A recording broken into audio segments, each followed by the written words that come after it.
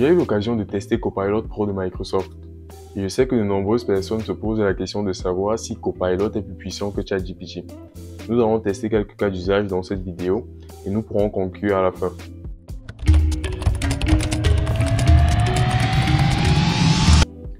Pour ceux qui sont nouveaux sur cette chaîne, moi c'est Gaius Bamfenou, jeune ingénieur logiciel originaire du Cameroun. Ici, je vous parle de nouvelles technologies, d'intelligence artificielle et de carrière. Si vous êtes intéressé par cette thématique, priez de vous abonner et d'activer la cloche de notification, sans toutefois oublier de laisser un pouce bleu à cette vidéo. Ok, là nous sommes sur l'interface de Copilot. Donc sans plus tarder, on va tester quelques cas d'usage. Dans un premier temps, on va peut-être essayer de faire de la génération d'images. Donc, je vais taper mon prompt en anglais, comme d'habitude. Donc, je lui demande de générer une image d'un jeune homme en train de courir. Je vais simplement valider cela. On va attendre que l'image soit générée.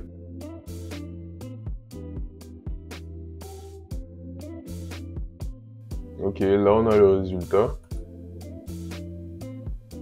Oui, les images sont pas mal. Et vous pouvez remarquer, même sans vous attarder sur la précision qui est en bas, que le modèle qui est utilisé en arrière-plan, c'est le même qui est utilisé derrière Bing AI. Donc c'est DALL-E 3, la version 3 du modèle DALL-E. Et c'est cette même version qui est utilisée dans ChatGPT. Donc en termes de résultats, on devrait avoir des résultats pareils en utilisant ChatGPT. Donc sur ce coup-là, je pense que les deux applications se valent, vu que Copilot et ChatGPT utilisent DALL-E 3. Donc les images générées sont assez bonnes et c'est le même style d'image que l'on peut générer avec ChatGPT. Donc sur ce coup, les deux se valent. Maintenant, on va tester un autre cas d'usage, peut-être du développement de jeux vidéo en utilisant du HTML, CSS et JavaScript, tel que l'on l'a fait avec ChatGPT par le passé. Donc, je vais demander à Copilot de me développer un jeu vidéo de type Sokoban en utilisant HTML, CSS et JavaScript. Je vais voir le résultat que ça va nous fournir.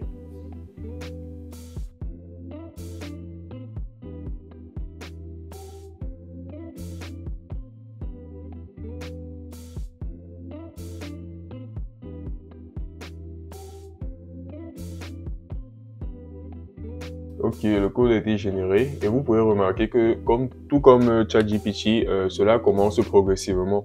Vu que créer un jeu de Sokoban, c'est une tâche un peu complexe, du moins de façon moyenne. C'est une tâche un peu complexe, donc ça commence pas à pas. Donc ça nous génère premièrement une structure basique du code. C'est comme ça que ChatGPT fonctionne même en général.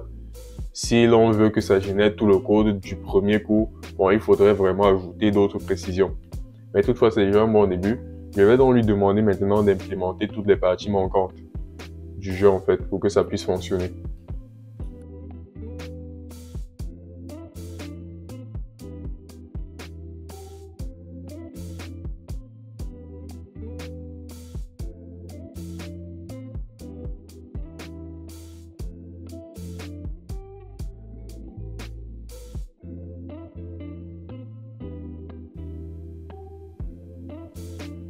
Ok, le code a été généré, donc je vais simplement le copier là. Il y a des détails qui sont ajoutés, tout comme c'est fait avec ChatGPT. Donc c'est important de lire ces détails-là pour mieux comprendre ce qui est écrit. Donc je vais simplement aller dans cet interpréteur de code de HTML pour l'exécuter. Ok, donc là on a le résultat, on va voir si ça fonctionne. Ok. Là, ça fonctionne, les mouvements sont plutôt corrects. Ah, ok, mais maintenant, la boîte ne bouge pas correctement. Ok, je vais simplement dire cela à Copilot.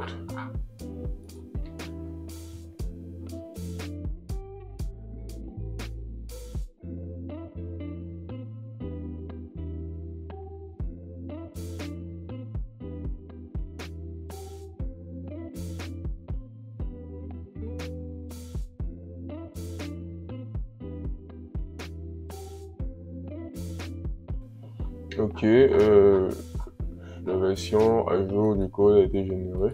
Je vais la copier. En espérant que cette fois-ci, elle va fonctionner. Donc là, je vais cliquer sur Run. OK. Ah, OK. Là. Donc là, on a la boîte. OK, maintenant, la boîte est bougée correctement. Et vous voyez que ça a ajouté l'objectif tel que j'ai demandé. OK. Donc là, ça fonctionne correctement. Ça fonctionne correctement. Donc, il me resterait juste à ajouter des éléments tels que les images pour embellir le jeu, en fait. Tout comme je l'ai fait dans une vidéo précédente en utilisant ChatGPT. Donc, je crois que sur ce coup-là, ChatGPT et Copilot se valent quelque part. C'est vrai qu'il y a de petites subtilités, la façon d'approcher peut-être certains trucs. Sur certains aspects très minimes, peut-être ChatGPT ferait mieux que Copilot.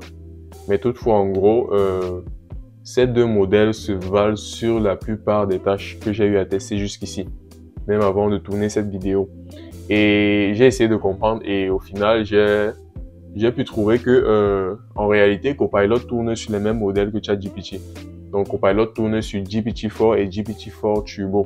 Ce sont ces mêmes modèles que ChatGPT utilise. Et vu que Microsoft est en partenariat avec OpenAI, donc ils ont signé certainement un accord pour pouvoir utiliser aussi ces mêmes modèles. Donc, en arrière-plan, sur Copilot, on a GPT-4 et GPT-4 Turbo qui tournent. Donc, du coup, on pourrait facilement arriver au même résultat que l'on pourrait avoir en utilisant ChatGPT.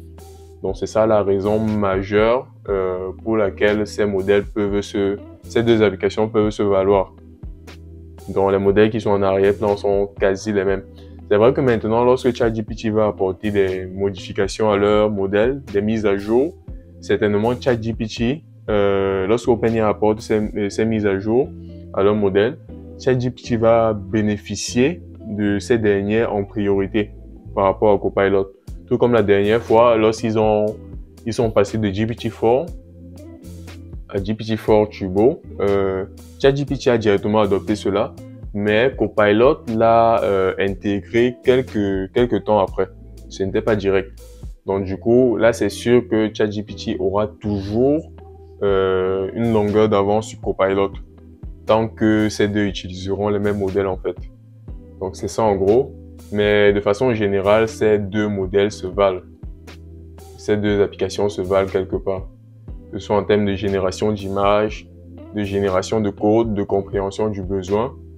Je me sens un peu comme je me sens lorsque j'utilise le ChatGPT en utilisant Copilot Pro.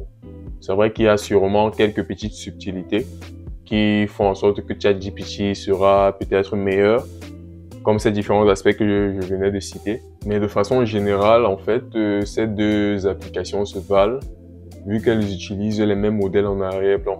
Donc, c'est ça en gros. C'est ça que je voulais vous présenter pour aujourd'hui. C'est tout pour cette vidéo. J'espère que vous l'avez bien aimé. N'hésitez pas à laisser des pouces bleus, de vous abonner à la chaîne, d'activer la cloche de notification et de partager au maximum cette vidéo autour de vous. On se revoit pour notre prochain sujet. Prenez soin de vous. Peace.